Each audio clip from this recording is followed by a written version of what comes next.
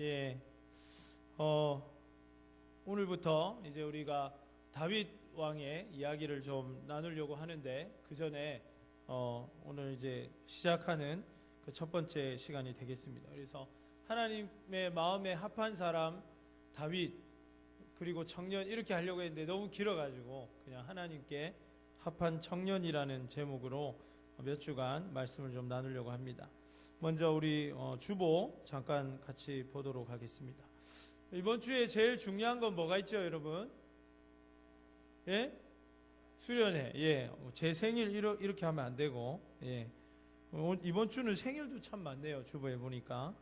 미리 축하를 합니다. 그런데 또 이번 주에 가장 중요한 것은, 예, 수련회가 있습니다. 그래서 주보에 보시면은, 목요일 날 몇 시까지 교회로 와야 됩니까? 8시 50분까지 본당으로 오시면 됩니다. 저녁이 아니고 아침에 와야 합니다. 그래서 여러분 꼭 마음을 모으고 수련회보다 더 귀한 것이 없다 생각하시고 이 수련회에 올 한 해 내 모든 것이 달려있다 이런 믿음을 가지고 오면 하나님께서 그 믿음대로 채워주시리라 믿습니다. 아멘.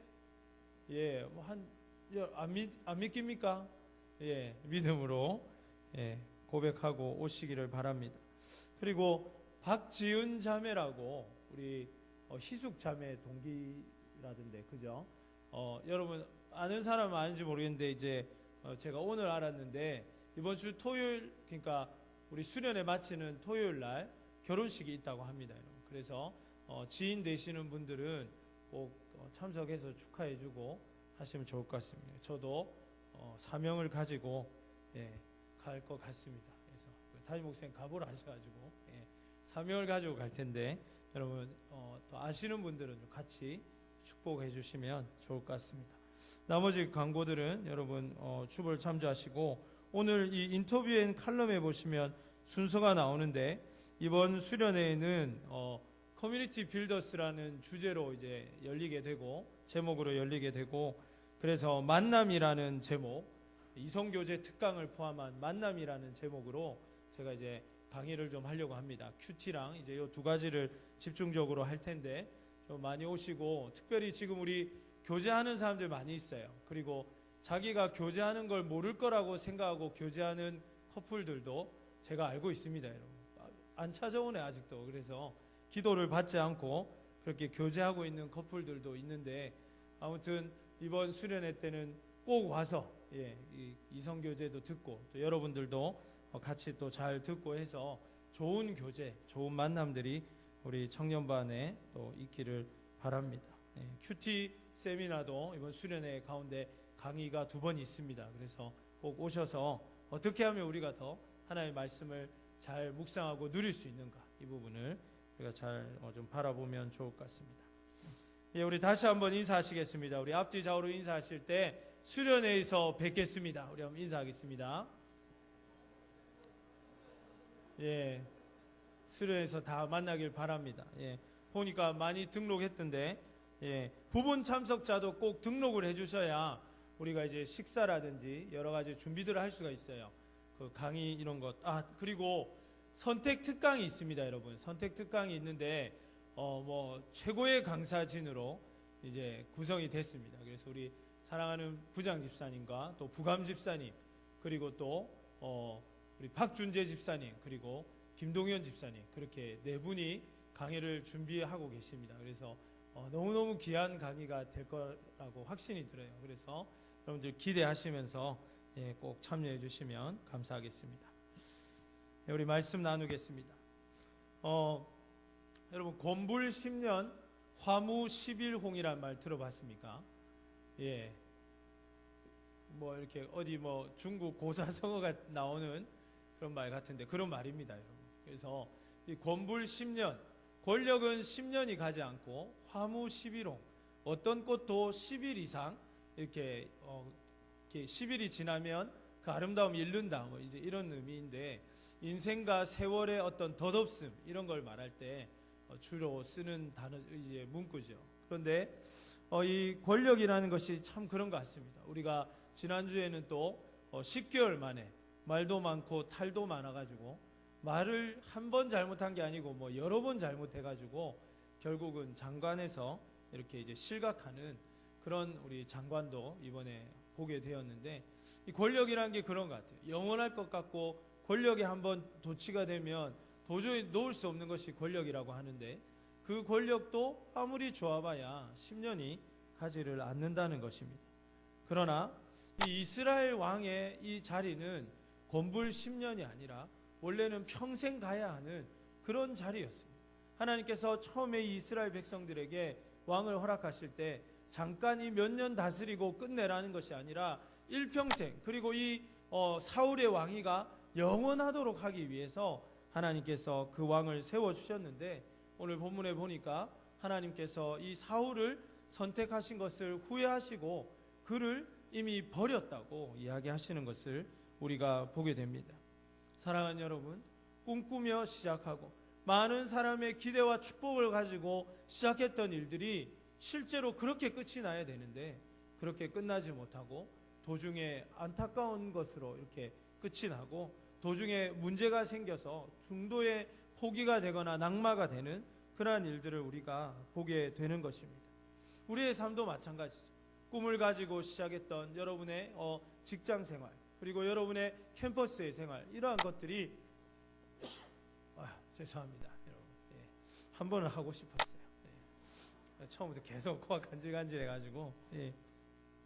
여러분들이 이제 보니까 기도 제목 이번에도 여러분 위클리 저널을 보니까 뭐 대학에 합격해서 감사한 친구도 있고 또 취직이 최종 합격된 우리 친구들도 있고 우리 가족들이 여러 가지 기도의 제목들이 많이 있던데, 그렇게 이제 꿈을 안고 시작했던 그런 캠퍼스나 직장이나 여러분 어떤 야심차게 시작했던 어떤 일들이 소기의 목적에 맞게 합당하게 그렇게 끝이 돼야 되는데 중도에 그것이 안타깝게 마무리된다든지 여러분이 생각하지 않았던 것들과 이렇게 그러한 형식으로 흘러간다면 여러분 마음이 얼마나 아프겠습니까? 그래서 오늘 우리가 이 본문의 말씀을 통해서 왜 사울은 실패할 수밖에 없었는지, 왜 사울은 하나님께서 영원하도록 세우신 왕위에서 영원하지 못하고 결국은 지는 별이 되고 그것도 모자라서 온 가족과 온 가문이 결국은 멸망할 수밖에 없는, 패망할 수밖에 없는 가정이 되었는지를 살펴보고, 왜 하나님께서는 다윗을 들어서 하나님의 역사의 무대에 등장하게 하시는지를 오늘 본문의 말씀을 통해서 먼저 살펴보는 은혜가 있기를 원합니다. 서두에 말씀드린 것처럼 이 이스라엘의 초대왕 사울은 아주 하나님께서 큰 은혜를 주셔서 왕이 된 사람입니다.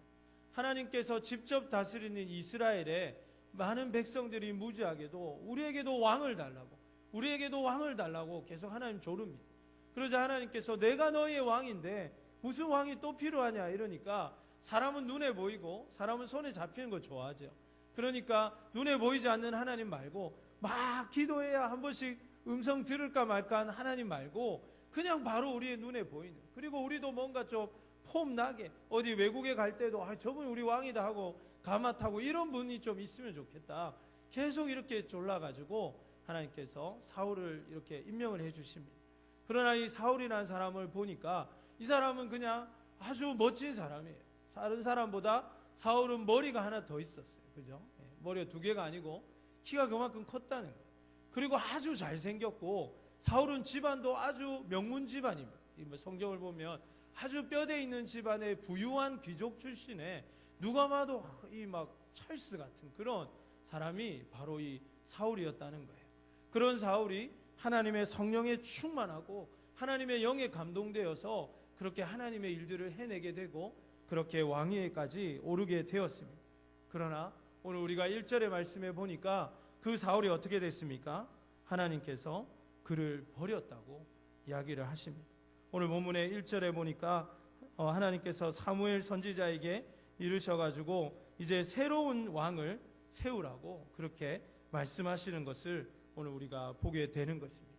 그 이유가 무엇입니까? 하나님께서 그를 버리신 이유가 무엇입니까? 그 이유는 그가 하나님을 버렸기 때문입니다. 사실은 하나님께서 사울을 버리려고 하신 것이 아니라 사울이 하나님을 버렸기 때문에 하나님께서 그를 버릴 수밖에 없었다는 것입니다. 그에게 많은 기회들이 있었지만 사울은 스스로 그 기회를 다 박차고 하나님께 멀어져 갔던 사람입니다. 하나님의 은혜와 자비는 무궁하죠. 하나님은 오래 참으시고 하나님은 몇 번이고 우리의 인생에 기회를 주시는 분입니다. 그것이 사실입니다. 상한 갈대를 꺾지 않으시고 꺼져가는 심지를 끄지 않는 분이 하나님이십니다. 그런데 왜 이 사랑의 하나님께서 그것도 이스라엘의 첫 번째 왕을 이렇게 명예롭지 못하게 퇴진시키려고 하시는 것입니까? 우리가 이것을 분명히 알아야 하는데, 하나님은 사랑과 자비와 은혜가 무궁하시지만 그것은 우리의 생명에 관한 이야기고, 사역과 사명과 하나님의 부르심에 대해서는 하나님은 분명한 기준을 가지고 우리를 대하신다는 사실입니다. 우리의 생명, 우리의 영혼, 우리가 하나님 앞에 천국까지 가도록 이끄시는 그 하나님의 사랑은 절대로 우리를 향해서 멈추지 않고 끊어지지 않겠지만, 중요한 것은 무엇입니까? 하나님께서 우리의 삶 가운데 맡기신 일들에 대해서 우리가 얼마나 순종하며 그 사명을 신실하게 감당해 가는가에 따라서 하나님이 우리를 계속 쓰시는지, 아니면 하나님께서 우리에게 맡기신 은혜들을 거두어 가실지를 결정한다는 사실입니다. 그러므로 사랑하는 청년 여러분, 청년의 때에 여러분을 부르신 하나님의 부르심을 가볍게 여기지 마시기를 바랍니다. 하나님께서 여러분에게 맡겨주신 그 작은 직분 하나하나, 그것이 때로는 여러분 부담스럽고, 때로는 그것 때문에 속상하고, 때로는 그것 때문에 주일 아침에 눈뜨기가 싫고 교회 오는 것이 막 무거운 발걸음으로 오게 될지라도 여러분 그것을 결단코 가볍게 여기지 마시기를 바랍니다. 여러분께서 그 하나님의 은혜에 신실하고 그 하나님의 사명에 신실할 때 하나님께서는 작은 것에 순종한 자를 더 큰 일을 맡기신다고 말씀하셨고, 그 인생을 더 열매 맺는 인생으로 인도하시리라고 약속해 주셨기 때문입니다. 또한 이스라엘은 하나님이 특별히 선택한 나라였기 때문에 더 이상 이 사울의 범죄를 하나님께서 묵과하실 수가 없었다는 것을 우리가 기억해야 합니다. 하나님의 구원의 계획 무엇이었냐면, 구약에 나타난 하나님의 계획은 이스라엘이라는 한 나라를 택하셔가지고 그 나라를 축복하시고 그 나라를 새롭게 하십니다. 그래서 이스라엘만 좋게 하려고 하신 것이 아니라 그 이스라엘을 보면서 주변에 있는 모든 나라들이 우리도 하나님 섬기면 저렇게 되겠구나, 우리도 하나님 모시면 저렇게 되겠구나 하고 하나님께 나올 수 있도록 그렇게 이스라엘을 택해 주신 것이죠. 그러나 이스라엘은 택함 받았다는 사실에 도취돼 가지고 복음을 전하고 하나님의 영광을 위해서 그 은혜들을 나누어야 함에도 불구하고 자신이 받은 것에 도취되어서 자신만을 위해서 살다가 결국은 하나님 앞에 큰 패망의 길을 경험하게 되었다는 것을 우리는 기억해야 할 것입니다. 그런 이스라엘이었기 때문에 그 리더인 사울이 하나님 앞에 범죄하고 불순종하고 하나님의 뜻대로 살지 않는 것을 그대로 놔두실 수가 없었다는 사실입니다. 그래서 하나님께서는 이제 이 사울을 포기하시고 사울이 아니라 다윗을 통해서 하나님의 역사를 계속 이어가기를 원하시는 것입니다. 오늘 본문에 하나님께서 사울을 버리시는 결정적인 이유가 나오는데, 15장과 또 13절에 나오는데, 그것은 무엇이냐면 그가 하나님 앞에 불순종하였기 때문입니다. 다른 게 아닙니다. 사울이 큰 죄를 지었다고 이렇게 말하기보다는 사울은 하나님 앞에 몇 가지 어떻게 보면 이해할 수 있는 그러한 불순종을 하는 사람이었습니다. 그러나 오늘 본문의 4절을 보시면 어떻습니까? 오늘 본문의 4절에 보면 사무엘이 여호와의 무엇대로 행했다고 말씀하고 있습니까? 말씀대로 행했다고 나와 있습니다. 사울은 하나님의 말씀대로 하지 않는 사람이었지만 사무엘은 하나님의 말씀대로 하는 사람이었습니다. 그러나 이것은 결코 쉽지 않았습니다. 오늘 본문의 2절 말씀에 보면 사무엘이 이르되 내가 어찌 갈 수 있으리까? 사울이 들으면 나를 어떻게 한다고요? 죽인다고. 이거는 그냥 사무엘이 좀 잠깐 출장 다녀오겠습니다 하고 출장계 끊고 이렇게 갈 수 있는 일이 아니었다는 거예요. 그가 생명을 걸고 가야만 하는 길이었는데 그는 목숨을 걸고 생명을 걸어서라도 여호와의 말씀이니까 순종하는 것을 보게 되는 것입니다. 이것이 바로 사울과 사무엘의 차이입니다. 그렇게 하나님께서는 이 불순종하는 사울을 이제 폐위하시려고 하는데, 그러면 그의 불순종이 구체적으로 어떤 것이었는지를 우리가 잠깐 살펴보기를 원합니다. 오늘 먼저 화면을 통해서 13장 13절에서 14절 말씀을 함께 보도록 하겠습니다. 우리 성경이 있으신 분들은 성경을 봐도 좋겠습니다. 자, 우리 13절 말씀 먼저 읽습니다. 시작. 사무엘이 사울에게 이르되 왕이 망령되이 행하였도다. 왕의 하나님 여호와께서 왕에게 내리신 명령을 지키지 아니하였도다. 그리하였더라면 여호와께서 이스라엘 위에 왕의 나라를 영원히 세우셨을 것이거늘. 일단 여기까지 우리 멈춰놓고, 이게 무슨 내용이냐면 이제 길갈에서 싸움이 시작되는데, 싸움을 하기 위해서는 하나님 앞에 먼저 제사를 드려야 됩니다. 하나님 앞에 먼저 마음을 쏟아야 되는데, 7일이 약속한 7일이 지나도 사무엘이 오지가 않는 거예요. 그래서 이제 막 사울은 마음이 타고, 이 싸움은 꼭 이겨야 되는 너무나도 중요하고 큰 싸움인데 기다리는 사무엘이 오지 않고, 약속한 날짜가 되었는데도 사무엘이 안 오니까 사울이 급한 마음에 자기가 그냥 제사를 진행을 해버립니다.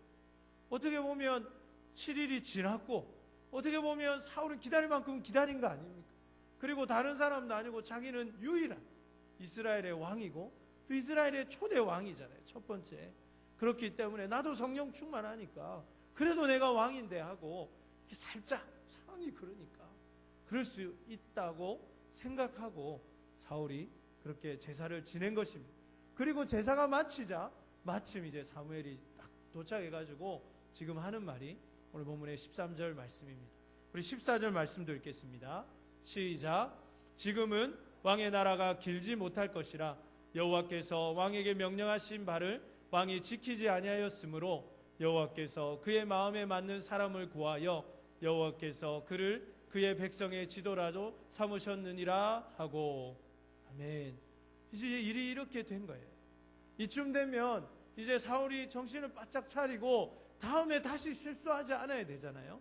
그런데 또 어떤 일이 일어나냐면 사무엘상 15장 2절에서 3절 말씀도 우리 화면을 통해서 좀 보겠습니다.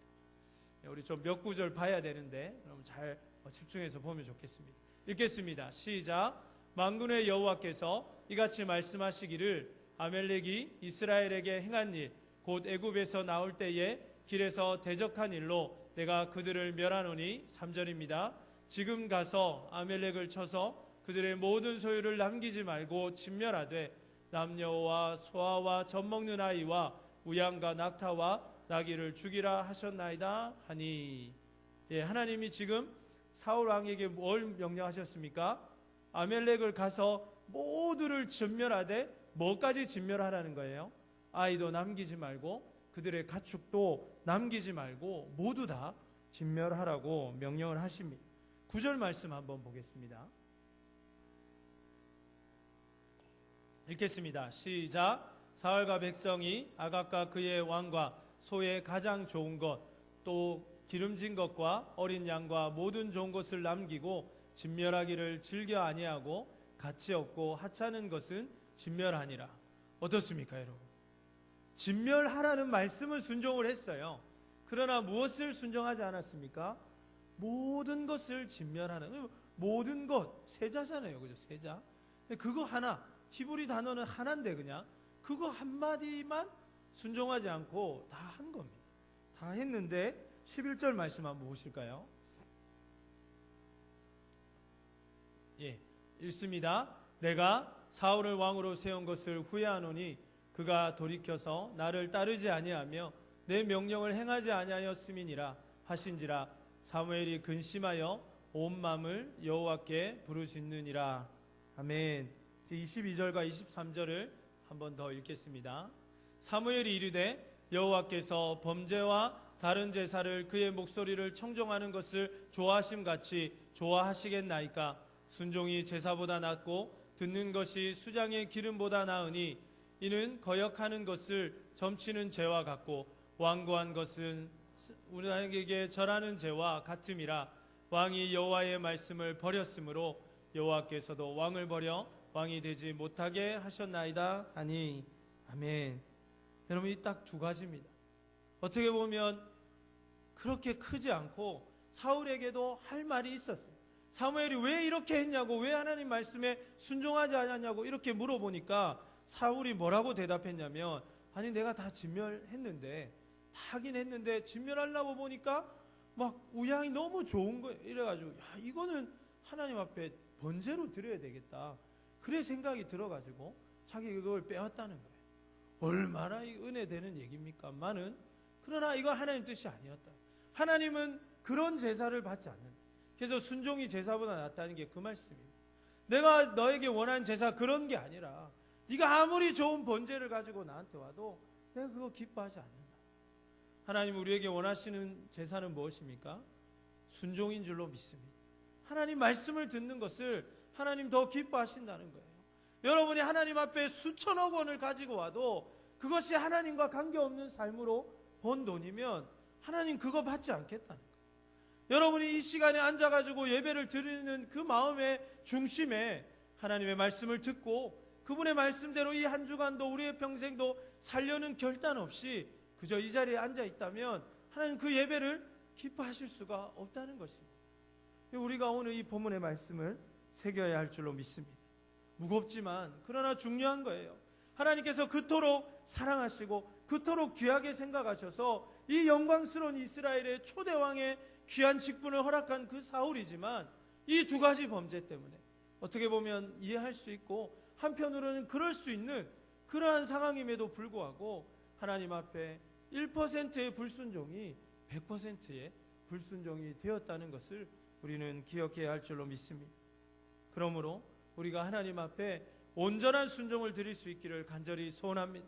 하나님이 여러분에게 맡기신 일들을 비슷하게 하려고 하지 말고 그냥 그대로 흉내내지 말고 하나님 그거 했지 않습니까? 하나님 하시라는 대로 했지 않습니까? 라는 수준이 아니라 하나님이 원하시는 그대로 생명을 걸고 사무엘과 같이 순종할 수 있는 우리가 될 수 있기를 간절히 원합니다.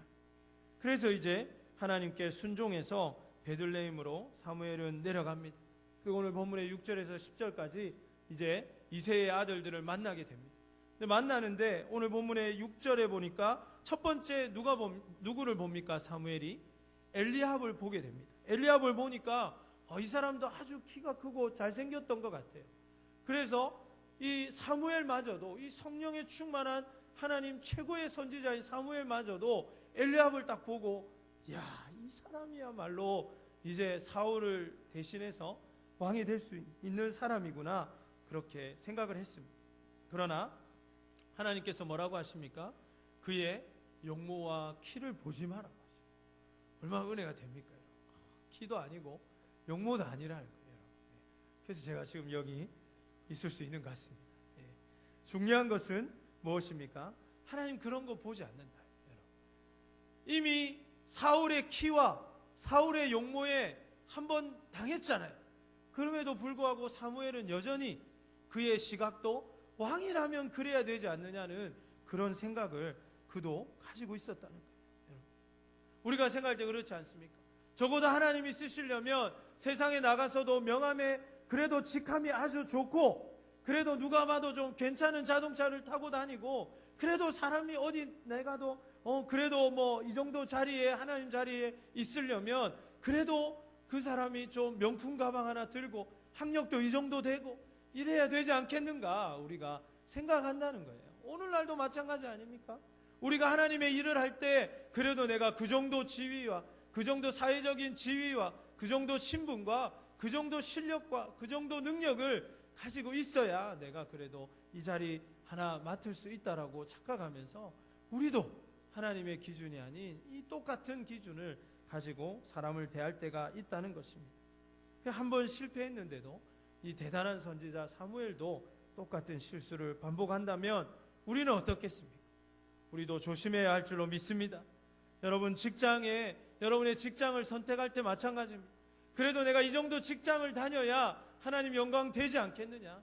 내가 그래도 이 정도 직장을 다니면 누가 봐도 야, 제가 진짜 하나님의 축복 받았구나 그렇게 생각하지 않겠는가 하고 외적인 것으로 직장을 선택하는 우를 범하지 마시기를 바랍니다.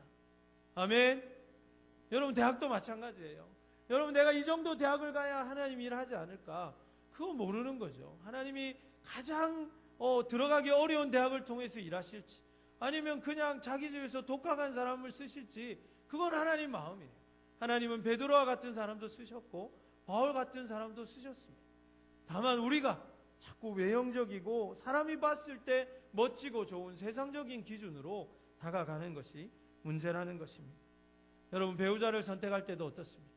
이왕이면 이쁘고, 이왕이면 잘생기고, 이왕이면 학벌도 좋고, 이왕이면 통장에 돈도 막 좀 모아놓고 이렇게 한 사람을 만나고 싶습니까? 예, 어때요? 눈을 안 마주치네. 예, 어때요, 우리 성경자매는? 예, 눈이 마주쳤네. 예, 어떻습니까, 여러분? 물론 그러면 좋겠지요. 그러나 그 사람의 외모가 아니라, 그 사람의 배경이 아니라, 그 배우자가 될 사람의 하나님 사랑하는 그 마음만 보실 수 있기를 바랍니다. 그건 절대 놓치지 않는 거예요. 그건. 그래서 오늘 하나님 뭐라고 말씀하십니까? 사람은 외모를 보지만, 즉 사람은 조건을 보지만 하나님은 무엇을 보십니까? 하나님은 중심, 즉 됨됨이를 보신다는 것입니다. 여러분, 사람의 됨됨이는 쉽게 변하는 것이 아닙니다. 사람의 조건이라는 것은 시간이 지나면 바뀔 수도 있습니다. 성경이 말씀하는 것처럼 고운 것도 헛되고 이쁜 것도 거짓된 것이에요. 여러분, 아무리 이뻐도 어떻습니까? 시간이 지나면 얼굴에 주름이 생기는 거예요. 너무 안타깝게도 황신에도 늙습니다. 예? 전지현 안 그럴 것 같아요. 예? 얼마나 안타깝습니까마는 그렇게 되는 거예요. 여러분. 그런 것처럼 이쁜 것은 시간이 지나면 사라지는 것들. 그리고 우리가 생각할 때 아주 좋았던 그 환경들은, 그 조건들은 상황에 따라 바뀔 수 있는 거예요. 여러분, 100대 기업이 얼마나 자주 바뀝니까? 누가 봤을 때 정말 좋은 과고 너무너무 대단한 학벌이라고 생각했는데 그 과가 사양산업이 되는 것도 우리가 보지 않습니까? 그러나 사람의 됨됨이, 사람의 마음가짐은 변하지 않는 것입니다. 그러므로 여러분, 이 마음가짐이 하나님 앞에 올바른 사람들이 되시기를 주님의 이름으로 축복합니다. 그렇게 이제 다 봤는데 그렇게 따지니까 아무도 없는 거예요. 그래서 이 사무엘이 이상하다 싶어가지고 이새에게 묻습니다. 아들 전부 다냐고 물어보니까 이새가 생각해보니까 아들이 한 명 더 있는 거예요. 그래서 하나 더 있긴 있는데, 이거 뭐 제 말입니다. 성경에는 없는 얘기인데 제가 이제 좀 재밌게 표현하면 뭐 그냥 다 본 거나 다름이 없습니다. 한 명 있긴, 얘는 뭐 이렇게 안 봐도 똑같습니다. 이렇게 이야기를 한 것 같아요. 그래서 본문의 11절에서 아들들이 다 여기 있느냐 이렇게 물어보니까 양치는 애가 하나 있기는 있다고 이제 그렇게 얘기를 합니다. 그러니까 이새조차도 별로 얘는 대단하게 생각 안 합니다. 사무엘이라는 엄청난 사람이 우리 집에 지금 제사를 드리러 오면 우리 같으면 어떻습니까? 하인의 아들까지도 다 모아가지고 어떻게 할 건데 니는 그냥 양치고 있어요. 별로 너 없어도 되니까 이거 그냥 우리끼리 할 수 있으니까 다윗 너는 양치고 있으면 된다고 이렇게 하고 안 부른 거예요. 그러니까 사무엘이 데리고 들어오라. 그리고 아주 무서운 멘트를 합니다. 안 오면 밥 안 먹는다. 배고픈데, 그죠? 빨리 이제 데리고 오게 하는 것입니다. 그래서 이제 왔는데 이 아들이 누굽니까? 바로 우리가 이제 살펴볼 대단한 역사의 주역 다윗입니다. 그렇습니다, 여러분. 여기에 하나님의 역설이 숨어 있습니다. 이새의 아들들의 기대가 엄청났음에도 불구하고, 그래서 아마 이새의 아들들이 이런 생각을 했을 거예요. 야, 오늘 사무엘 선지자가 오는데 여기서 우리가 눈에 들면 또 아냐, 왕이라도 될지, 아니면 적어도 우리가 뭔가 이 큰일을 이스라엘 분명히 하게 될 건데 기대된다 하고 막 면도하고 막, 그죠? 막 로션 바르고 이렇게 하고 있었을 거예요. 그러나 다윗은 그 기회조차도 얻고 있지 못합니다. 그럼 그냥 양과 함께 이렇게, 양 냄새 얼마나 나겠어요, 그죠? 그 막 냄새 나는데 옷 입고 이렇게 하면서 그렇게 그냥 시간을 보내고 있었습니다. 사랑하는 여러분, 기회가 아무리 좋고 아무리 그 기회가 뛰어나도 하나님이 함께 하지 않으면 그 자리에 있어도 그 기회는 여러분 것이 될 수 없다는 것을 깨달아야 할 줄로 믿습니다. 반면에 그 기회가 절대로 여러분에게 주어질 수 없는 기회고, 여러분의 학교, 여러분의 직장, 여러분이 지금 처해 있는 상황, 여러분의 자격증 가지고는 도저히 할 수 없는 일이라 할지라도 하나님이 하게 하시면 그 자리에 있게 하여 주실 줄로 믿습니다. 아멘. 네, 제 인생이 그랬다고 감히 말하고 싶습니다. 그리고 저는 뭐 아는 사람 알겠지만 교단이 달라가지고 제가 신학 공부한 그 교단은 우리 이 백양로 교회에서 사역할 수 있는 그런 교단이 아닙니다.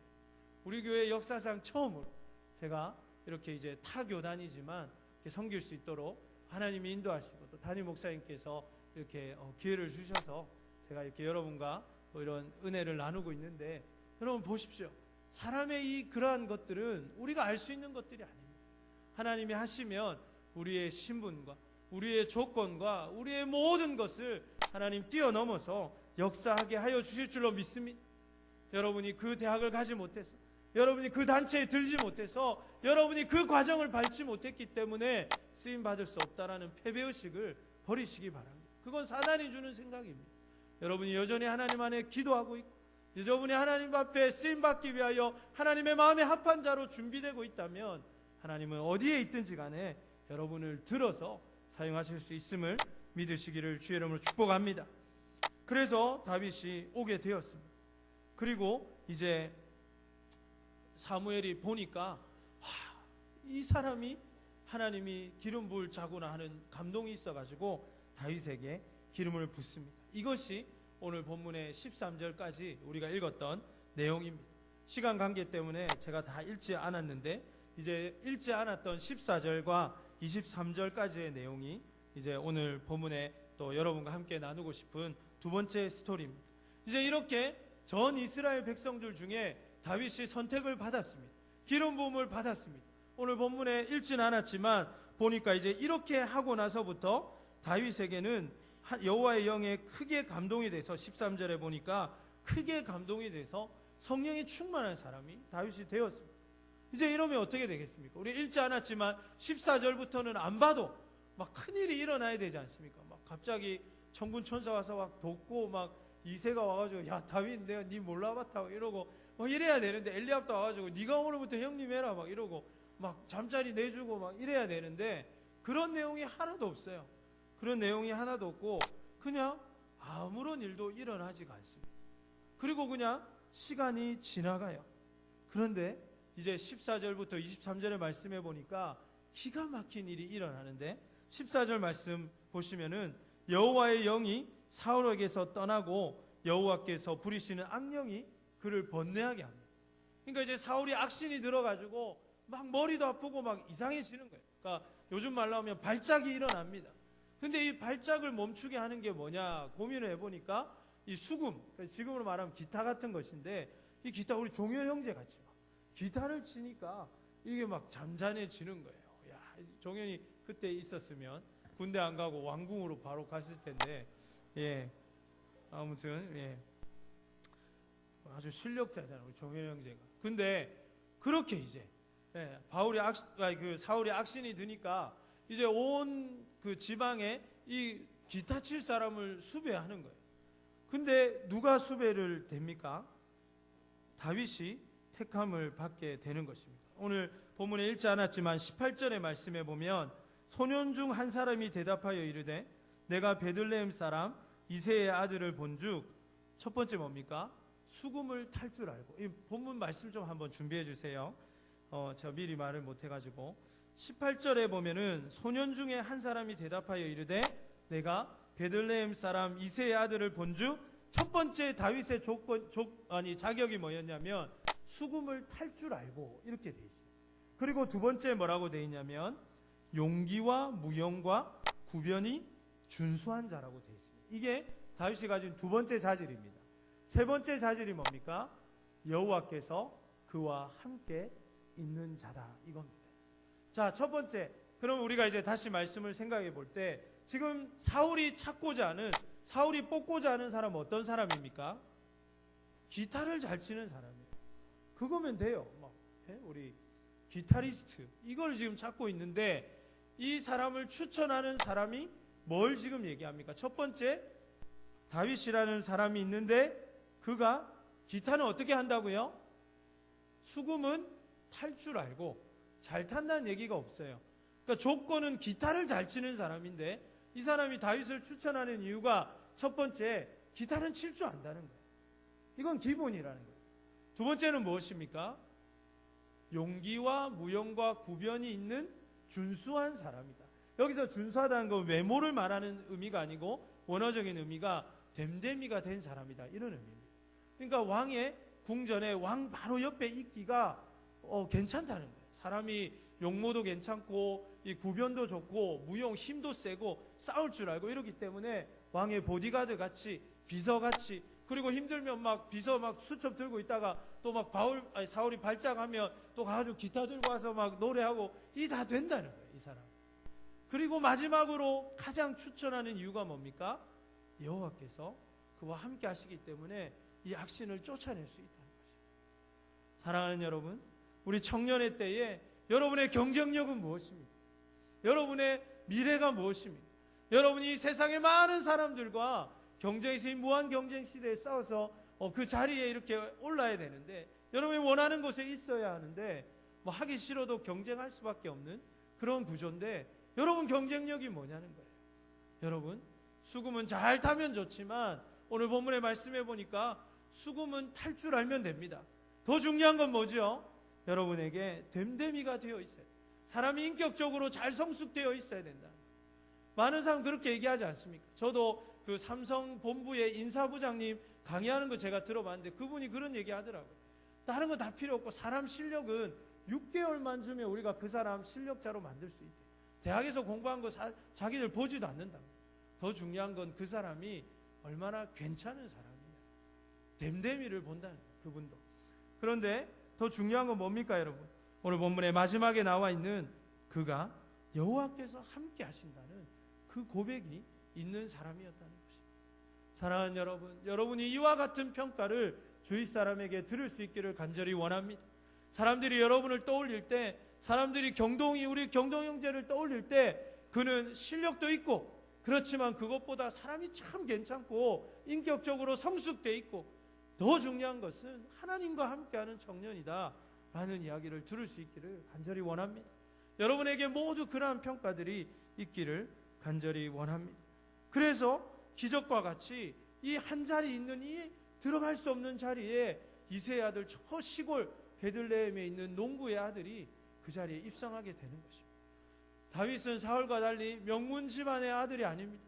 그는 그냥 시골의 농부의 아들에 지나지 않는 사람인데 이렇게 드라마와 같이 그가 왕궁으로 입성하게 됩니다. 그 자리는 수금을 잘 타는 사람의 자리였지만 이 수금을 잘 타는 사람으로 알려져 있지도 않는 다윗이 하나님의 은혜로 그렇게 들어가게 되는 것입니다. 사랑하는 여러분, 우리가 하나님을 붙잡고 하나님께서 함께 하실 때 우리에게도 이러한 역사가 일어나게 될 줄로 믿습니다. 하나님 마음에 합하여 있고 하나님을 늘 최우선으로 알고 하나님 일이라면 내가 생명을 다해서 그 일을 붙여줄 수 있는 사람이 되면 하나님께서 그 한 자리를 우리를 위하여 예비하여 주실 줄로 믿습니다. 그리고 때가 되면 우리를 역사의 무대로 오르게 하셔서 하나님의 뜻을 감당하게 하시고 하나님의 역사를 이어가는 히스토리 메이커들이 되게 하여 주실 줄로 믿습니다. 말씀을 마무리하려고 합니다. 시대는 여전히 리더를 원하고 진정한 영웅을, 히스토리 메이커들을 원하고 있습니다. 전문적인 지식과 실력을 청년의 때에 쌓으시기를 바랍니다. 그러나 거기에 여러분의 경쟁력이 있다고 속지 마시고 그것 이상의 하나님의 사람으로서의 준비들이 되어 있기를 간절히 원합니다. 그것이 무엇입니까? 오늘 본문의 말씀해 보니까 하나님과 동행하는 삶입니다. 하나님께 예배하는 삶입니다. 하나님의 말씀에 젖어 있는 삶입니다. 그래서 우리가 지속적으로 매주 강조하고 있듯이 올 한 해는 예배에 생명을 거시기를 바랍니다. 예배보다 더 중요한 것이 없고 예배에서 하나님을 붙잡는 것보다 나에게 더 우선순위가 없다는 것을 고백하며 나아가는 이 한 해가 되시기를 바랍니다. 그래서 가족 모임에서 그리고 여러분의 개인의 큐티 경건의 시간을 통해서 하나님을 먼저 붙잡을 때 여러분 다른 사람보다 배경이 좀 없고 다른 사람보다 실력이 조금 모자라고 다른 사람이 보기에 심지어 여러분의 부모님이 보기에도 다윗과 같이 그렇게 대단해 보이지 않을지 몰라도 하나님께서 여러분을 일으켜 세우시고 여러분이 오를 수 없는 높은 곳에 오르게 하여 주실 것을 믿음으로 바라보시기를 주님의 이름으로 축복합니다. 나중에 우리가 마지막 우리 다윗의 마지막 편에서 보게 되겠지만 다윗은 이런 하나님을 나로 나의 높은 곳을 다니게 하신 하나님이라고 고백하는 것을 보게 됩니다. 그렇습니다. 여러분, 배경과 과문과 또 실력과 가진 것, 조건만 보면 다윗은 사울의 비교가 될 수 없는 그러한 사람이었습니다. 그러나 사울은 이스라엘의 초대 왕이라는 엄청난 영광에도 불구하고 그는 결국 버림받은 왕, 그는 결국 실패한 왕으로 우리에게 기억되고 있습니다. 그러나 다윗은 그의 삶에 지울 수 없는 큰 두 가지의 죄가 있었지만 그 죄는 우리가 보기에 사울보다 더 심한 죄였어요. 사실은 사울이 지은 죄는 다윗의 죄에 비하면 진짜 아무것도 아닐 수도 있는 그러한 죄였지만은 그는 하나님의 마음에 합한 자로, 하나님의 말씀에 온전히 100% 순종한 자로 우리에게 기억되고 있습니다. 그 이유가 무엇입니까? 그는 마음가짐의 중심에서 하나님을 고백하고 하나님을 인정하고 하나님의 뜻대로 살기 위해 몸부림치며 그 은혜를 구하는 사람이었기 때문입니다. 이제 이번 주 목요일부터 수련회가 시작됩니다. 여러분, 갈 수 없는 많은 이유들이 있겠죠. 제가 이제 여러분 제출한 것들을 확인해 봤는데 어떤 사람은 뭐 시험 때문에, 어떤 사람은 학원 때문에, 어떤 사람은 직장과 아르바이트 때문에 오지 못한다고 이렇게 표기가 되어 있는 것을 제가 봤습니다. 몇몇은 제가 직접 통화도 하고 또 권면도 하고 했는데 여러분 다 맞습니다. 저도 그걸 인정하지 않는 것은 아니지만, 그러나 오늘 본문이 말씀하는 대로 또 제가 목회자의 양심으로 하나님 앞에 또 바른 말을 선포해야 하는데 여러분 하나님을 붙잡는 용기가 여러분에게 있기를 바랍니다. 이번 수련을 통해서 무엇보다 하나님의 마음에 합한 자가 되기를 결단하고 그 하나님의 은혜를 부어서 하나님이 주시는 은혜로 이 한 해를 살아가고 이 평생을 살아가는 여러분이 되었으면 좋겠습니다. 그래서 수련회는 단지 2박 3일의 문제가 아니라 올 한 해가 거기에 내 인생이 담겨 있다는 것을 여러분 인식하시고 거기서 무릎 꿇고 하나님을 부르짖고 찾으면 하나님께서 다윗과 같이 여러분의 인생을 붙잡아 주실 것이고, 사람들이 보기에 여러분의 인생이 어떠하다 할지라도 여러분의 인생을 높은 곳에 들어 사용하시고 하나님의 영광을 드러내시는 일에 사용하여 주실 줄로 믿습니다. 그 은혜를 붙잡는 여러분 되시기를 주의 이름으로 축복합니다. 우리 함께 우리 자리에서 일어나서 받은 말씀을 생각하시면서 결단의 찬송 또 기도 함께 드리겠습니다.